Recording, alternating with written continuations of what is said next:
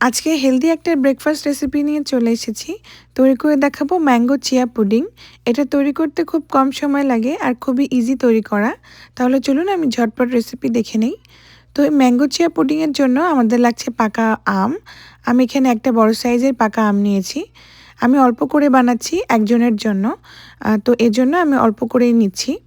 আপনারা চাইলে এখানে ২-৩টে আম নিতে পারেন। আমটাকে খুব ভালো মতো পিল করে নিয়েছি। তারপর খুব ভালো করে ধুয়ে আমি এটাকে কেটে নিচ্ছি। এই রেসিপিটা অবশ্যই একটু মিষ্টি আম ব্যবহার করলেই ভালো হয়। যত মিষ্টি আম ব্যবহার করবেন এই টেস্টটা অনেক বেশি ভালো আসবে। তো ভালো মতো কাটা হয়ে গেলে আমি এই আমগুলোকে একটা ব্লেন্ডার জারের মধ্যে নিয়ে নিচ্ছি। এখন এর ভেতরে দিয়ে দিচ্ছি লো ফ্যাট ইয়োগার্ট। আমি গ্রিক ইয়োগার্টটা ব্যবহার করেছি।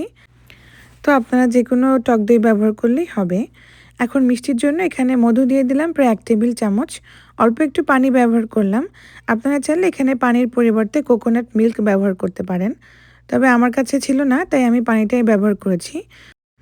ব্লেন্ড হয়ে গেলে খুব ভালো মতো পিউরিটাকে একটা বাটিতে নিয়ে নিয়েছি। আর দিয়ে দিলাম ২ টেবিল চামচ চিয়া সিড।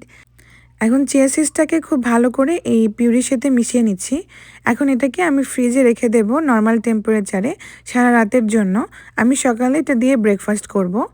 তো এটা বেশিরভাগ সময় মানে ফুলে উঠতে সময় লাগে মিনিমাম ৫ থেকে ৬ ঘন্টা।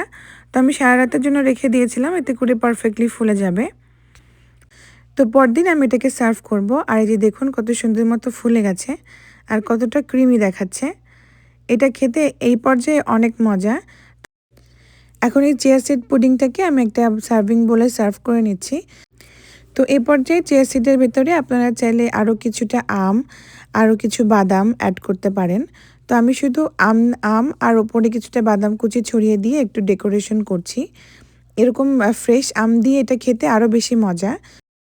তাই সকালে যদি রুটি পরোটা কিছু খেতে ইচ্ছে না করে তাহলে এরকম একটা চিয়া সিড পুডিং বানাতে পারেন। আর যেহেতু এখন আমের সিজন, তো এরকমভাবে বানিয়ে আপনারা খেয়ে নিতে পারেন। তো আজকের মতো এই পর্যন্তই। সবাই ভালো থাকবেন আর আমার জন্য অনেক অনেক দোয়া করবেন। আল্লাহ হাফিজ।